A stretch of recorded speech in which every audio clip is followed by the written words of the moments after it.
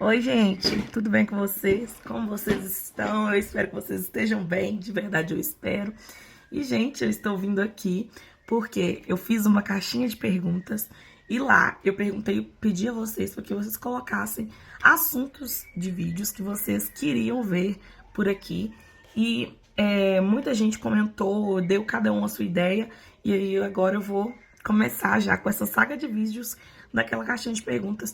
E não fique de fora, gente, porque sempre eu vou gravar esse tipo de vídeo aqui pra vocês, tá? Eu sempre vou estar mostrando pra vocês, vou estar sempre perguntando vocês o que vocês querem ver por aqui, então vocês interajam por lá, caso vocês queiram alguma coisa diferente pra esse Instagram, pra esse canal, não sei de onde você tá vendo, mas é isso. E, gente, a pergunta que me fizeram lá no Instagram, que eu gostei muito, né, foi porque mexeu comigo, gente. Foi como se levantar, né, depois de uma queda espiritual. Gente, quem nunca? Quem nunca caiu, né? Quem nunca? Eu acho que todos nós já tivemos momentos de fragilidade a ponto de cair mesmo em tentação, em pecado, em parar de fazer a obra de Deus. Acho que todos nós tivemos essa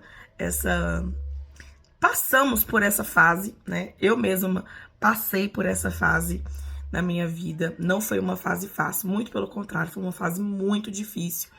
Mas graças a Deus passou e eu estou de pé para a glória do nome santo do Senhor Jesus, né? E essa foi uma das perguntas que perguntaram na caixinha. E eu gostaria. Gente, por que que eu falo isso? Por que que eu passei por essa fase? Exatamente no ano de 2020. Isso, foi o ano de 2020. Não, ano de 2019. A minha avó faleceu, né? Ela veio a falecer. E eu passei por uma depressão muito, assim, muito profunda, sabe? Eu quis desistir, de fato, de tudo. E assim que ela faleceu, veio a pandemia. Então foi uma fase que, assim, eu acho que a pandemia ela selecionou os verdadeiros, né? Quem era, quem não era, quem tava fraco, quem tava forte, quem era quem. A pandemia ela veio para selecionar, ela veio para despertar aqueles que já estavam precisando de despertamento, aqueles que estavam fracos acabaram que enfraqueceram-se mais, outros se fortaleceram, mas enfim, a pandemia foi um marco na vida de todo cristão, de todas as pessoas, e na minha não foi diferente, né? Eu passei por uma fase muito difícil depois que minha avó faleceu. Ela veio a óbito, ela teve um câncer de estômago, para quem não sabe, né? E assim que ela faleceu com esse câncer de estômago, eu vim a ficar eu descobri a gastrite nervosa, sabe? E quando eu descobri a gastrite nervosa, eu fiquei internado e tudo mais. Então foi uma fase que, gente, nossa, sabe, todo mundo achando que eu também estava com câncer de estômago. A minha mãe, coitada, ela tinha acabado de perder a mãe dela e logo em seguida ela tinha que ir ficar comigo no hospital. Tanto é que ela nem aguentou ficar comigo no hospital. Quem ficou comigo foi uma amiga, né? Muito querida, um beijo, amiga. E assim, gente, todos nós enfrentamos algum tipo de situação algum dia, sabe? E a minha fase começou a partir de 2019, né? Ano de 2020 foi um ano em que eu desisti de ser cristã, desisti desse meio evangélico. Eu desisti porque eu olhava pra mim, eu olhava pra minha vida e eu ficava assim, gente, não tem condição, não faz sentido nenhum, sabe? A minha vida que eu tô vivendo. Então eu desisti mesmo do evangelho de Deus, sabe? De Cristo. Eu desisti mesmo. E quando eu me vi nessa situação de vou ou não vou, sabe? Eu decidi voltar para trás. Eu cresci no meu evangelho, todo mundo sabe, né? E eu já tive muito rebelde na presença de Deus, muito mesmo. Eu sempre fui uma jovem muito rebelde, apesar de fazer tantas coisas para Deus, eu sempre fui uma jovem rebelde. Só que nesse ano de 2020, sabe, foi um ano que eu desisti. Eu falei, não quero mais ser cristã, não quero. Não quero levar essa vida pra mim, essa vida é muito sofrida. E eu comecei a ficar revoltada com a igreja, com algumas coisas que eu via que eu não gostava, né? E eu comecei a sentir um peso, sabe? Eu comecei a tratar a obra de Deus como se aquilo fosse um peso na minha vida, sabe? E isso não foi legal. Isso me afetou muito, sabe? E foi quando eu, de fato, eu desisti. Aí a minha mãe, vendo que eu estava muito mal e tal, né, que eu já não estava mais querendo igreja. A minha mãe nunca admitiu, gente. Vou contar pra vocês, a minha mãe nunca admitiu me ver ser usada pelo diabo, sabe? Minha mãe nunca permitiu me ver ser usada mesmo pelo adversário. Porque ela já foi, sabe? Ela já foi o tapete de Satanás, o pão que o diabo amassou. Então, ela nunca admitiu me ver nessa maneira, sabe? Então, querendo ou não, ela meio que, por muito tempo, ela impôs pra mim que eu tinha que seguir a igreja, sabe? Que eu tinha que viver no evangelho de Cristo, sabe? E isso não, pra mim, era o fim, sabe? O fato dela impor essa vontade que eu não queria pra mim, sabe? Mas, mesmo ela impondo, eu cheguei num ponto que eu falei, não quero, entendeu? E ninguém vai me obrigar. Não, então eu parei, eu desisti, eu fiquei um tempo mesmo afastada, né?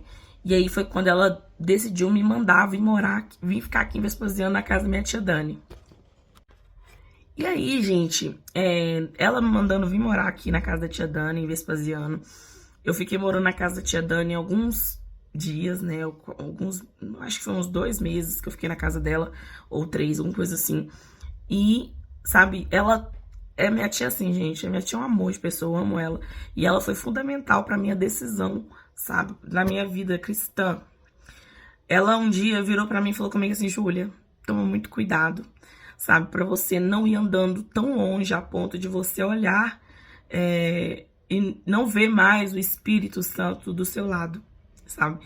E quando ela falou isso, foi um marco na minha vida. Foi assim, sabe, foi quando eu finalmente abri os olhos, sabe, pra ver o que eu estava vivendo, o que eu estava arrumando da minha vida. Porque ali eu fui entender que eu não estava na igreja porque a minha mãe me impunha, sabe, essa ordenança. Eu não estava lá porque a minha mãe me mandava ir, sabe? Eu estava lá porque eu amava Jesus, sabe? Porque eu amava a presença de Deus, do Espírito Santo.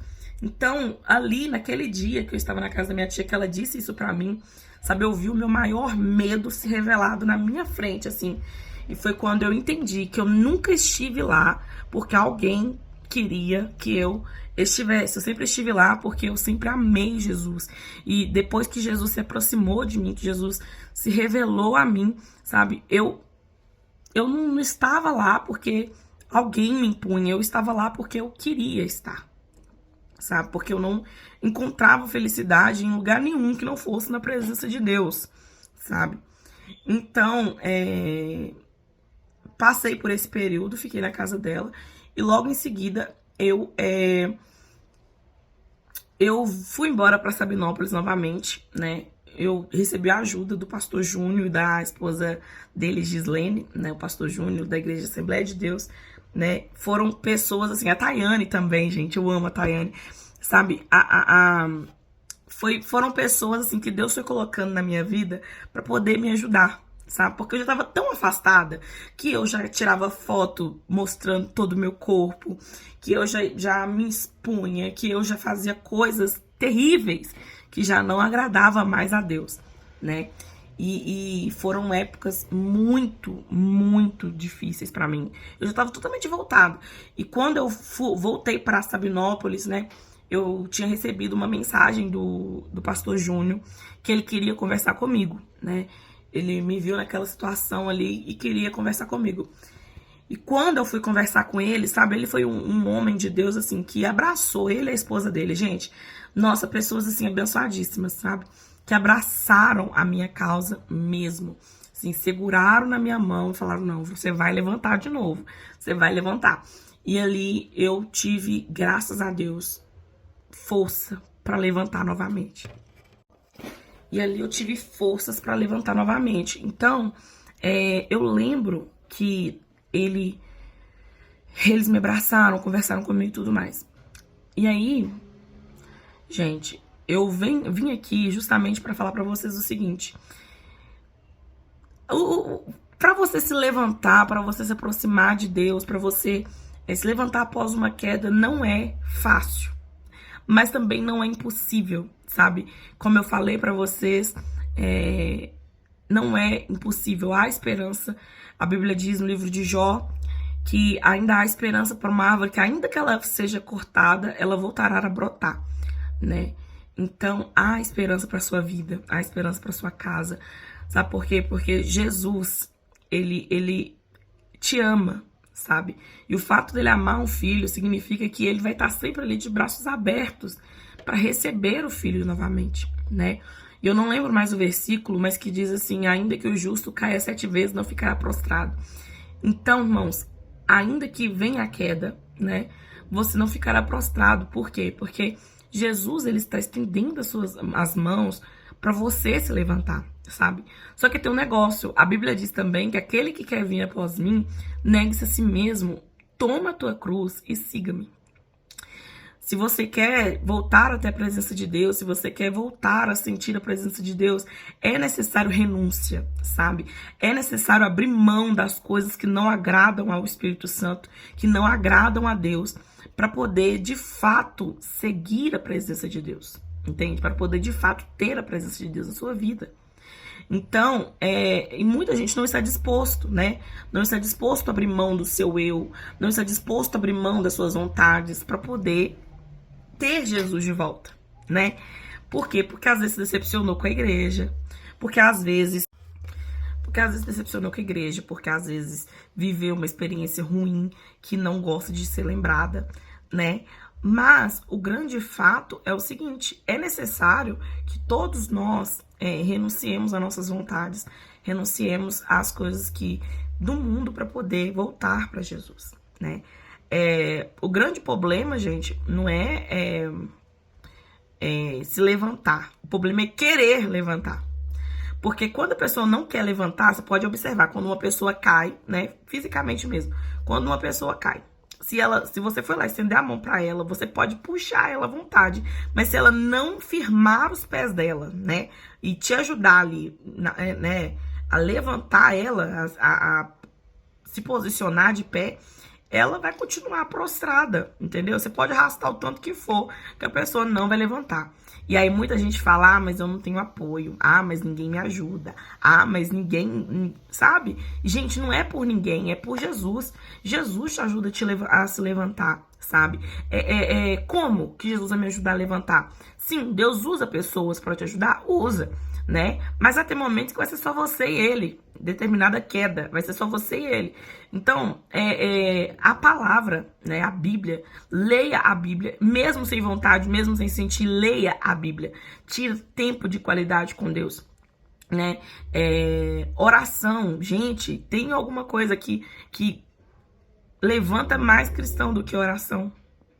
Não tem. Você pode observar que a igreja primitiva, ela vivia de joelhos e grandes milagres acontecia através da oração, através daquele tempo. Eles viviam experiências maravilhosas através da oração. Então eu digo a você, gente, coisas que podem te levantar é palavra e oração, sabe? Jejum, paga preço. Se você tem interesse, procura de fato uma igreja, um ministério para te ajudar, para te abraçar, sabe? Um ministério que te acolha de verdade, sabe? E que não te julgue, mas que te ajude, que vai para você, que olhe para você com um olhar de amor, não pelo que você já fez pelo seu passado, mas com um olhar de amor. E assim, gente, você vai se levantar tranquilamente, né? Vai haver lutas, vai haver provas, vai haver o diabo tentando novamente fazer você te condenar, né? Ele fica jogando pontos para você: ah, você era assim, você era assado. Mas quando você está na presença de Deus, eis que tudo se fez novo, né? O velho homem não existe mais. Eis que tudo se fez novo, faço nova todas as coisas. Então, ele faz novas todas as coisas. Então, não há mais condenação para aqueles que estão em Cristo Jesus. Mas tem que estar em Cristo, de fato, sabe? Que nova criatura é. Mas, assim, a partir do momento que você renuncia, sabe? Que você decide se levantar. Não existe esse negócio ah, eu quero levantar, mas eu não consigo. Não, você quer levantar, mas você espera que as pessoas sejam perfeitas. Você espera que o homem seja perfeito. E não. Quando eu conheci o meu marido, uma coisa que eu disse pra ele foi: amor, o ser humano é falho, sabe? Não confia em ninguém. Por quê? Porque maldito o homem que confia no homem, faz dele seu braço forte. Pode confiar? Confia. Mas não coloca aquela pessoa ali como centro da confiança, sabe? Como alguém que nunca vai te decepcionar, porque não existe isso, sabe? Na igreja, gente, o que mais tem na igreja são pessoas falhas. É lugar de pecador, sabe? É lugar onde pessoas são levadas ao arrependimento. Então há ali pessoas imperfeitas, sabe? Mas que é um lugar que acolhe, que tem que acolher, que tem que te abraçar. Então, você quer voltar? Ora, jejuma e, acima de qualquer coisa, se une a um ministério, sabe? Porque é muito difícil você vencer uma guerra sozinho. É muito difícil você vencer. Então, se liguem no corpo de Cristo, numa igreja, sabe? Porque ali são pessoas mesmo que vão estar preparadas para te abraçar, para te acolher no que você precisar, tá? Que vão orar junto com você. Reveja suas companhias, porque vão ter companhias que você vai ter que deixar para trás a partir da decisão que você resolve tomar. Então vão ter pessoas que vão ficar para trás, infelizmente, que não vão com você até, né, o altar mesmo, quando você resolver ali levantar sua mão para retomar a sua vida com Deus, tá? Então, e a Bíblia diz que todo aquele que confessa e deixa, alcança a misericórdia. Então, a partir do momento que você confessa, não necessariamente precisa confessar para a igreja, né? Mas confessa para Deus o seu pecado, aquilo que tem, né? Que você está errado. E teu negócio, confessa, mas deixa, sabe? Porque é só assim que você vai alcançar misericórdia, né? E faça isso o mais rápido possível, porque Jesus está voltando. Tá? Então é isso, gente. Um beijo. Que Deus abençoe você poderosamente. Tchau.